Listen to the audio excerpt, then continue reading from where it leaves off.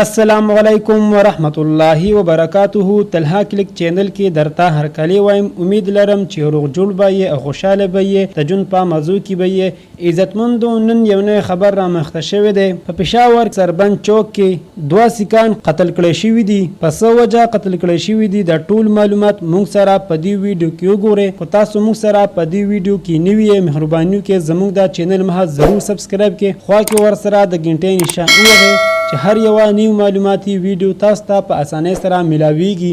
دوستانو، پېښور سربند چوک کې 2 په موټرسایکل سواره کسان رالل او په 2 سیکانو یې فایرنګ وکړو.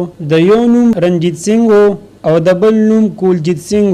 دواړه په هغه ځای کې ډېر په بېدردۍ سره قتل شول. ټول سیکان سربند چوک ته راوتي دي او احتجاج یې کړی دی. حکومت نه هو برپور مطالبه کړې ده چې موږ ته د خپل حق ملاو شي. پولیس محکمې والا سرچ اپریشن شروع کړی دی. دا مسله وي موږ به حل کړو. دوستانو، دا وه زموږ د دې وخت نوي معلوماتي ویډیو. خو زموږ ویډیو مو خوښه شوي مهرباني وکړئ زموږ دا چینل محض ضرور سبسکرایب کړئ.